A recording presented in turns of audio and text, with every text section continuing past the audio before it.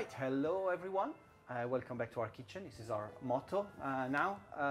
Today we're going to cook passatelli asciutti, and our guest is Jehanne Rousseau, the creative director at Spiders. Jehanne? Hello.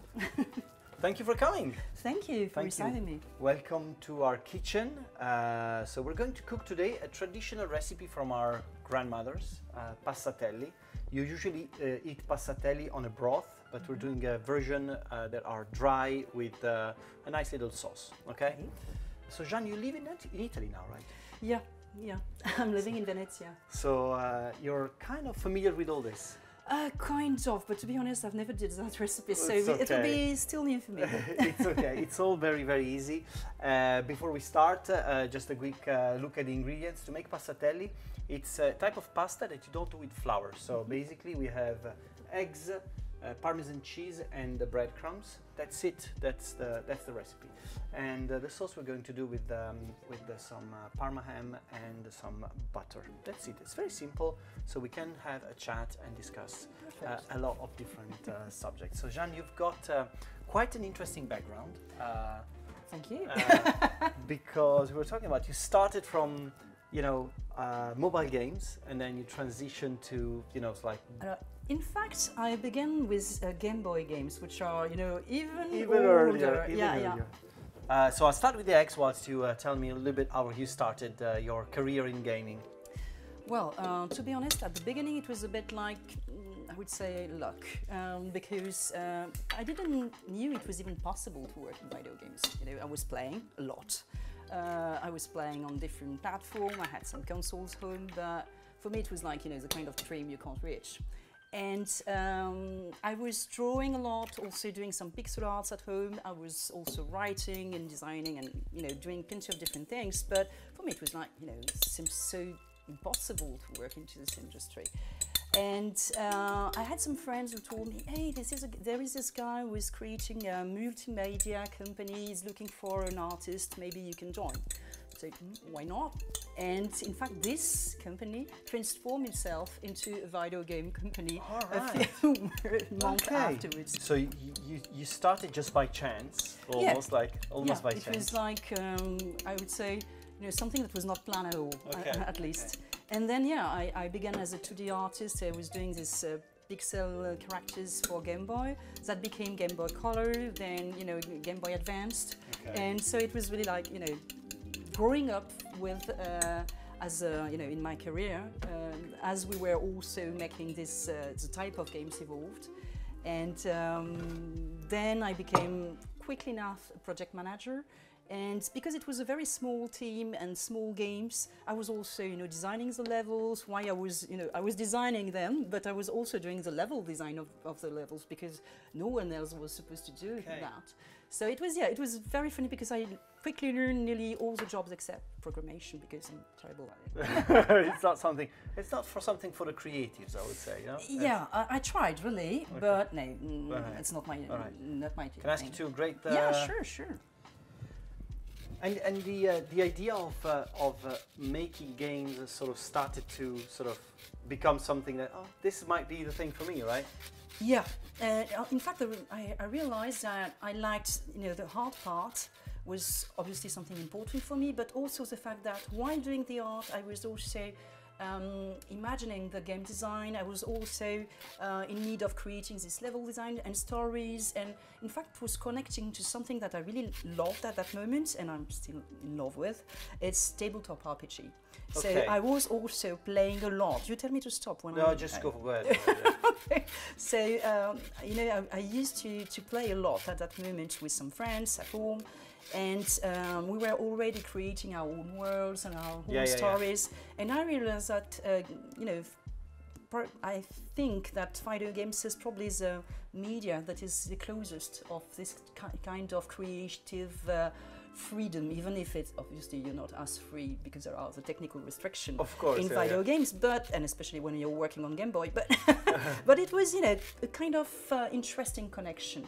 And I was also, you know, a video game player since my early childhood. So it was for me like, you know, logical. Logical, yeah. And I really discovered that in fact it was my language. that I was completely in love with it, and creating games was something I really. I'll start doing the broth in the meantime.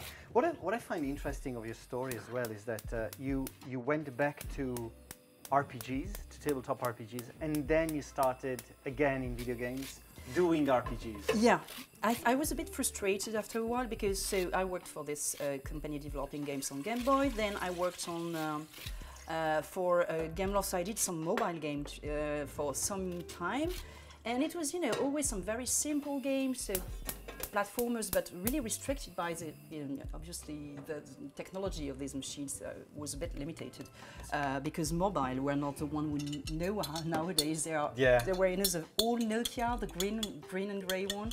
So developing games on this platform was like I could do so much more, and it was always a bit of a frustration. So I left to become a journalist and to write a little for tabletop RPGs. And then I had the occasion to join a company that was looking for someone to direct a team and to also write and create the universe for an RPG on PC. And this was like, my God, this is exactly for me. I went, to meet the people, and they were, but you only worked on games on mobiles and Game Boy. Are you sure you've got the right profile? I said, yeah, because I think I am the right person for you. Don't worry, it will be perfect. And it was the beginning of an adventure, because the team I met while doing this game, which was called Silverfall, is in fact, most of them are in fact the team which You're still working today. Yeah. Incredible. We created spiders all together. So. Wow. Okay. Your idea of telling a story in a game with all the improvements of technology, but also the restrictions of technology. What is it that still fascinates you about it?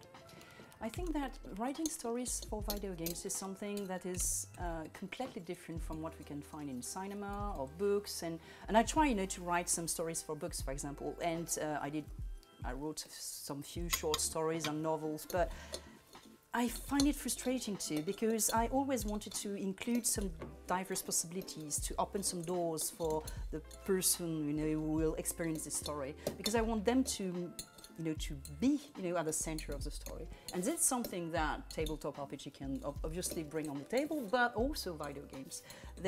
You're not at the center. You're not the author that is deciding like a kind of code, like like a god, what will happen in the story. It's a player that you offer them possibilities, and they will decide and construct their own experience and story. And this is what I really enjoy in video games, and I think that is really unique to what we can offer them.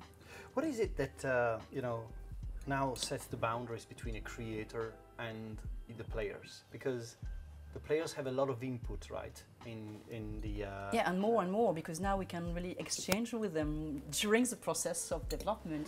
Before it was difficult because you were releasing the game and there was no patch and there was nothing, because it was packed and that's it. And now we can exchange with the community even early in the development. We can ask them what they would like and this kind of thing. So yeah, they are now part really of the process of the creation. Is it a limitation for you? Is it an increased opportunity? What is it?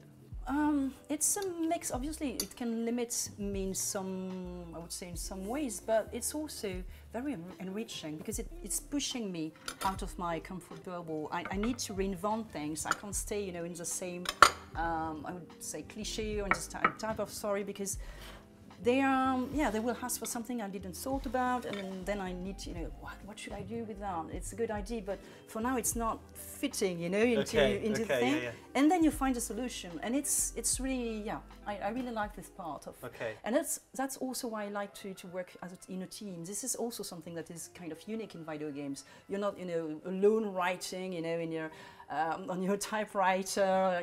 It's something that is always a mix of input, of ideas, so I can speak with the art director, for example, that will bring some new ideas and say, I would love to have these ruins, or I would love to have this kind of background. And you say, yeah, but we're not in that type of environment. Please let me do that.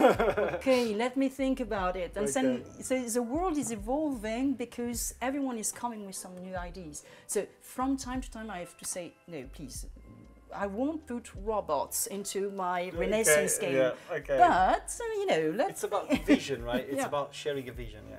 Right. So we're putting the passatelli in the fridge. Okay. Where do you get your ideas from usually? Once again, it's a mix of things. So there is, well, it's nearly always RPGs. So I know that, you know, I will have to create many stories, in fact not one, and that it will need to be a bit of adventure, there is some heroic process that I need to involve, because no one wants just to be, you know, the sidekick that is doing nothing. So, but for example, when we created GreedFall, the word of GreedFall, how can I ask you, sorry, can you ask you to cut the ham?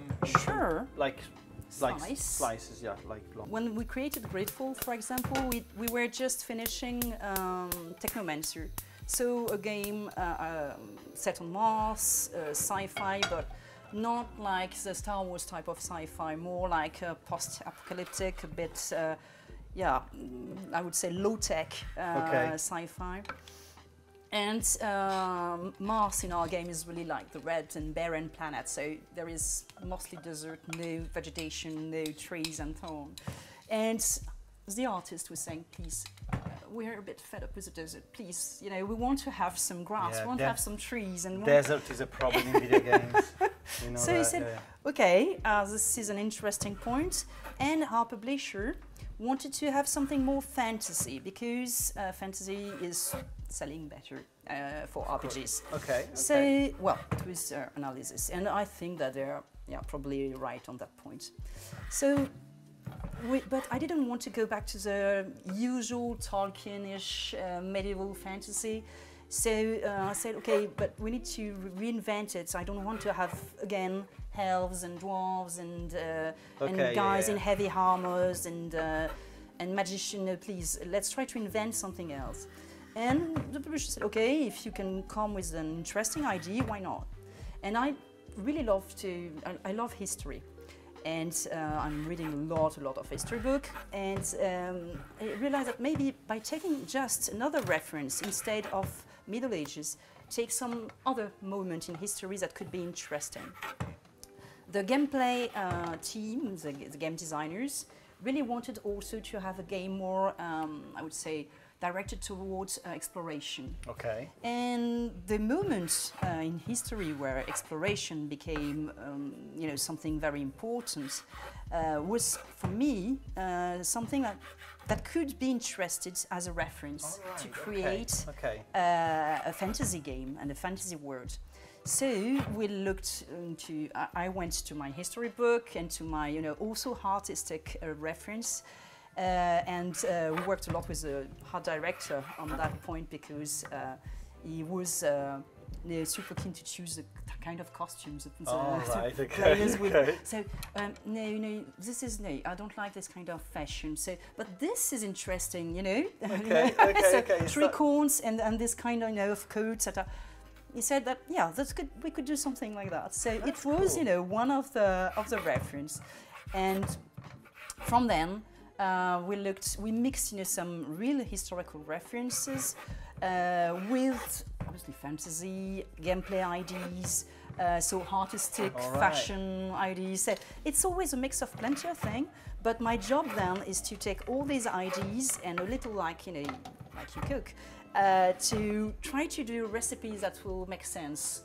You won't put chocolate, for example, into your pasta, even if you like chocolate. So we need to select the ingredients and try to mix it into a recipe that makes sense. And that is what I had to do on GreedFall. It's kind of you know, interesting, because you know, the creative process of what is going to make your thing interesting. I think there's a tendency in general of not being too creative, whilst, you know, because you've said it right, you know, fantasy works more, let's do more fantasy, you know, and so, you know, trying to different things puts you in a sort of risk position, or is it all this thing about, you know, trying to find different ways or alternative ways?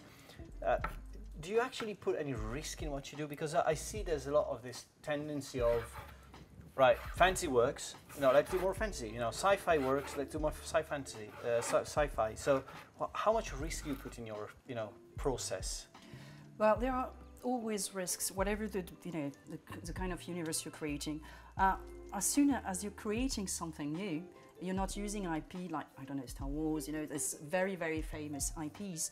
You're taking a risk, and not all your games will be successful. But it's part of the process, and I think that what is important for me when I'm creating a world and stories is to make sure that there are still some elements that will be reassuring for the players. Even when I'm giving some lessons in video game schools about how to create and develop the worlds, it's always, once again, like a recipe, or like you need something old and something new, and try to always keep something that will reassure the player. If you're bringing them in a world where everything is new, where even the vocabulary is completely new, it will become like too strange and they will be lost. So you need to keep them, to give them some, I would say, reassuring references or place where they can feel safe. Like, okay, it's the player's comfort zone, is it? Exactly. Like, okay, it's like, it's historical, for example, so even if it's not Middle Ages, but, I can recognize this type of costumes or this kind of architecture. It's telling me, in fact, also about, about the real world, because this is something also I love. It's to bring some real subjects and real, I would say, some real interest of mine into the game. Yeah. And in some ways exchanging with the players about these subjects. I remember reading an interview with Terry Gilliam, trying to explain how much weirdness he would put into his and creations. He's going probably farther than me. He does. I mean, he's incredible, but he's. I think that he has a vision that is really unique. It is. And incredible. Probably as a cinema writer, it's more easy, or director in his case, it's probably more easy to bring your the audience into something completely weird, because first it won't last that long, 1 hour and a half, 2 hours, and absolutely. they are, they're sitting in front of the screen. You're not asking for commitment. Yeah. Video games, you need to check them into the story. They will participate. They will be the center of the story even. And if you want to drive them into something that is completely, weird and strange, it will be difficult for them. So you need, once again, to give them some reassuring place. It's a little like in game design. If you've got only super hardcore fights, but no safe place where they can at least rest for 5 minutes and check for their equipment, they will quit. So even in the Dark Souls games, there are this, safe, fireside where they can at least stop and breathe for 5 minutes just before going back into the fight. Okay, yeah, that makes sense. We're opening the bottle. Your turn. You want me? Yeah. So we're doing a Nero d'Avola for a recipe that's mixing, south and north here. So we're going for something kind of a mix of all different parts of Italy. There will be some point where at Geek Recipe we'll have to stop doing Italian recipe and going something else. But well, you've got a lot of amazing recipes in Italy, so I think you're safe for some time. Yes, exactly. You will need to do some Venetian recipe once. Yes, I have to think about that, because there's no simple things that you can cook in like 30-40 minutes. It's like everything is a bit more complex, right? But we have thought about it. We'll come to Venezia in a few episodes, I guess. At the moment, I mean, you've after the I would say big success of GreedFall. I mean, it was for us it was like huge, because we created Spiders in 2008, and each of our game was a little bigger from the previous. We were learning also, so it was as a team and as developers, as a company. So it was, everyone was a bit step by step, and GreedFall was like, we didn't even expect, such a success. It was like something we hoped for, like every developers, but yeah, it was unexpected, really. Yeah. And then Steelrising, and then looking into the future. What are your expectations for future games? Well, depends if I'm, if I'm speaking as still Cheers, by the way. Cheers, as a co-founder of Spiders or just as a writer. Okay. Let's say as a writer. Well, that actually we're working on GreedFall 2, so it's not a sequel, but it's a story taking place in the same world. And this is something I really enjoy because it's the first time that we can really do that. We had, years ago, Technomancer that was set in the same universe as Mars Warlogs, but Mars was such a small game that it was not the same process exactly. And this is the first time I can really go back to my world and expand it, and I like it. But yeah, I would love to be able to create some more diverse worlds, and this is something that I really maybe to explore some different moments of in history, some different references, and also to continue to expand. Obviously, our work on the gameplay to try different things. Yeah. The cool thing about what I thought about Steelrising was that there was a lot of unexpected, and I think that you're in some ways. You're doing a lot to sort of raise that bar all the time, so it's gonna be interesting when you come up with something that's already there, right? GreedFall is already there. What is coming up for a number 2 is like, what is going to be unexpected there? And it's not always easy, because I guess it's there a big are challenge. our expectation, but also the public expectation, and the players that have loved the first one, they will probably wait first and just if we're doing a mistake, it can be difficult. But I hope they will love the new experience that we're bringing. Right, so it's time to prepare the passatelli. Usually we should wait maybe 1 hour 30 before, but of course. Yeah, it sounds short. The to time, make the time is a tyrant, so we'll have to do with this. Passatelli are like very small types of pasta, very small. So we could use a grater. My grandma was using a specially built thing that you would just like.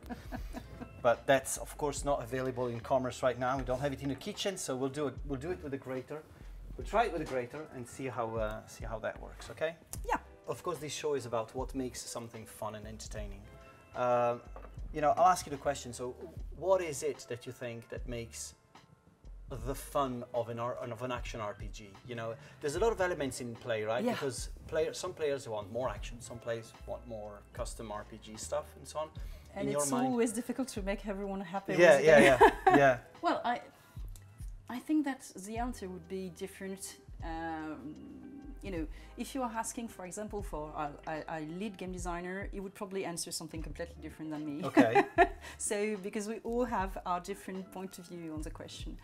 I love, obviously, the story part, but I love also, having some kind of, challenge on the gameplay aspect. So, something that, well, That's good. That's good. For what we have, it's very good. So having some interesting combat situation, but it's once again a mix of ingredients. And for me, if there was only combat without the narrative aspect, without the discovery of characters, for example, without the side quests that can, change your experience, I think I would get bored after a while. So I really need this mix of different ingredients. And on GreedFall, it was a little less action than on Steelrising. Okay. Steelrising was really, I think that most of the gameplay team at Spiders is really completely found about Dark Souls type of game. Okay.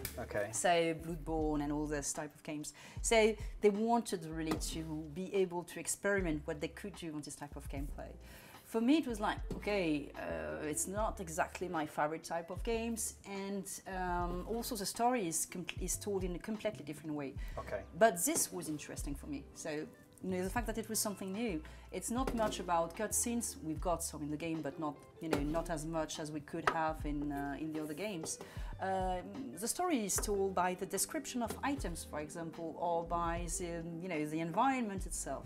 So it was a different way to write and to integrate the narrative aspect, and this was super interesting for me. Like different way to create. But in the end, on my point of view, I'm more a BioWare type of player than a Souls type of player. Okay. So how do you cope with that?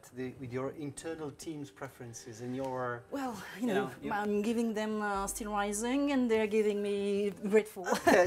Okay. I presume that I'm not the only one in the team that like, because that would be a bit. Yeah. No, it's not. I guess it's not one against everyone Yeah. else. Okay, that makes sense. Yeah. Okay, so we are getting a go here the broth, and once we're ready, we're throw them inside, and then when we're done, we just throw them in the pan here, finish the cooking, and the dish is done. So the process you're going through is kind of, you've explained it quite well, but on the flip side, you've got, you know, the market, you know, what they say, the market and so on, and it's sometimes it's a surprise, as you said, on GreedFall, you know, something just becomes a success, a huge success without you expecting. After all this, are you still focusing on that small part, or you still, you know, your goal is always to make a big success? Is it like, for us, for instance, we do strategy games, and it's more about, you know, pleasing a niche, pleasing a small audience, or like a confined audience, I would say. I would say that obviously we want to continue to create games that find a public, that will satisfy the audience, and especially because from a game to another, we create I would say a community appeared, you know, around these games. And I've got some exchange with some of the players that began to play our games, you know, 10 years ago or something. And not disappointing them is something very important, I guess, because I can't say they're friends because I never met them, you know, in real life, but, you know, they're really part now of the team, even if they're not aware of it, you know. So it's something that obviously we want to continue to do to make sure that the games we're developing are pleasing our historical players, I would say. Okay. But you know, on my point of view, even if it's having a success is always, you know, something that everyone would love or would enjoy, but for me it's really on the creative aspect is still more important. And what I want is to continue to entertain myself also writing. So if I'm doing too much the same, I feel bored after a while. Yeah. I've got the feeling that I'm not learning anymore, or not, you know. So yeah, I need to find the right balance between developing things that are commercially viable and you know, also to entertain myself. Again, discovering some new thing or new ideas, experimenting things. So it's. So you ultimately say everything is a balancing act, is it? Yeah, this kind of girl. What I find it's like interesting to note, because some creators are like, this is my vision, you know, people are gonna either like it or just hate it. I don't care, right? Well, this is something very important. I'm not, even if I'm trying to please on the gameplay aspect, on the, I don't know, the type of stories or something like that, I'm trying to please our historical gamers. I'm not trying to please everyone. Okay. And because it's true that it can turn, especially on the story aspect, it can turn it into the most blank, you know, I don't know, something that is boring, or because we need to take some stance also in the story. And by doing so, we know that not everyone will, you know, support our ideas or our point of view. And there will be always some people that will be disappointed or not interested, at least. Yeah. Or first, it can happen. It can happen. Like communities are like that, right? Yeah. But I think that for now we are lucky. Our community is, I would say, quite gentle, at least. They try to be. And even if they can criticize a lot some decision we can do, they try to stay civil, which is very, very nice of them. Yeah, I'm not trying to, on the story part, I'm not trying to write stories that will please everyone, because I think you can't do that and still do some entertaining stories. Okay. No, I think what is true about the community is that as a whole, there's no such thing as a community. You know, they're made of single people, you know, having their preferences and so on. But I think that there's a need of understanding what you want, because most of the times they don't know what they want. They expect something and then they criticize something, but they don't really know what's wrong with it or they don't like with it or well, such. because it's not an easy process, It is you know, not, to understand how it works to develop, how it is to develop a game, to be able to be super precise and saying, I would have loved these words to be, you know, a little more damaging and these skills to be a little more like that. It's not something that, you know, everyone can do because they don't know how it works behind. They will only say, oh, this game is not, you know, is too difficult or not difficult enough or this kind of stuff, which is, you know, something else. So, smells good at least. That's the important part. Yeah, unfortunately the grater didn't help to make them like a nice shape, but the taste is what counts, right? Yeah. This is, honestly, this is something that I was a bit afraid when the company will begin to develop and to become bigger, is the fact that, you know, the bigger you are, the bigger the more difficult it is to take risks and to accept the fact that your next game may not be as successful as the previous one or as the next one also, which is kind of interesting. But and you still have this small team that needs, you know, you to bring on the table enough to make them work, to have a, you know, a nice work environment. So, yeah. There is this moment where you realize that maybe we're you don't taking, know if you want too many people in the room. Oh yeah. And also because it's complicated, you know. That happens to me every day. Satisfy the ideas and the creativity of, I don't know, 20 people is something already. But when there are 100, it's like, wow. It's super hard. Yeah. It's becoming more and more difficult. Especially to keep the vision and... yeah, to make sure that they are still enjoying what they do. Yeah, it's. Do you think that to make an entertaining, enjoyable game, you need to enjoy the process of making it? It makes it's easier at least, because when you're working for 3 years on a game, if you're bored every morning, I mean, it will be difficult after a while. You put a little bit of sadness in the game too, right? Yeah, and it's and it will bring some difficulties along the way. You can be sure that some people will leave the company because they feel bored, so you will need to find some new person to, you know, to play their role, and they may not be, you know, as keen as to I don't know, to develop this kind of thing or to be involved into this type of universe. So it's really, honestly, the long development is really bringing some more difficulties, and I think that working on something that is not your thing, absolutely not. I mean, from time to time, you know, for example, when I was working on Steelrising, even if the combat is not exactly my type of combat, the universe, other points, and I'm still, you know, enjoying to work with this team. So it's enough, you know, nice things for me to, you know, to continue. But I guess that if I was working on something that I wouldn't like at all, with a boring team on something, I would quit. Yeah, you wouldn't enjoy it. You know, because 3 years, it's super long. It's a long process. And it's still short compared to some AAA games that are, you know, taking 5, 6 years to do. I can't, you know, I'm full of admiration, but also a bit like, how are they managing it? How do you keep your momentum going? We've got it done. I put it here just to show it to the cameras. Again, this is our grandmother's dish, so I'm sure it's delicious. It smells very, very good. You can't see that, but it's really... It does. Jehanne, on before we've got the final, you know, tasting and toasting as well.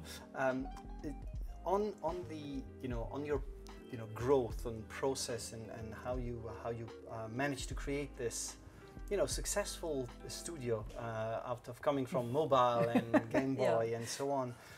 Is there something that you have learned, you know, in making games that you nurture as, you know, this is a big learning I've got, and you know, I've got to sort of, you know, make it available to everyone? Wow, I learned a lot from some, you know, details into how to handle a studio that are not very, you know, interesting to share there, but to some just human things, you know, to this human connection, the way we were able to exchange with the team. Even in the middle, we had also some difficult moment with through the history of our company. So there was this moment where you are, deep inside the pit. You are, you've got work over your head, and having this strong relationship with all the team, which is supportive, was something, I would say that if you want to create a studio, make sure that you're creating it with the right person, and that person that will support you, that have the same passion as you have, even if obviously they will have some different point of view, because you can't be all the same, and this different point of view will bring something more to the recipe. But it's also really important to make sure that you will be able to work together, which is not the same thing as having drinks together. No, absolutely. It's good. I mean, it's good that after all, it's still about human relationships. And, for me, making video games is really about team, and about working all together, and bring different things, and the exchange with other people. And I'm super lucky to have, through all my career, I've met so many incredible people, musicians, actors, because, while we were getting bigger, our games were also making more, we were able to work with actors for recording voices, for example, which was not something at the beginning. We had no money to record voices, so it came afterwards, and we really met some incredible actors.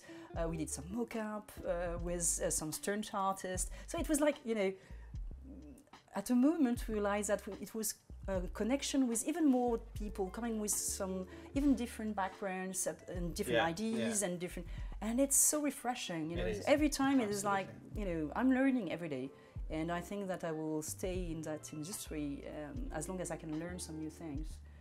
The day I'm not learning anything, I will become bored, and then I will try something else. That's cool. Well, to Spiders, and to your great games. Thanks. Cheers. Cheers.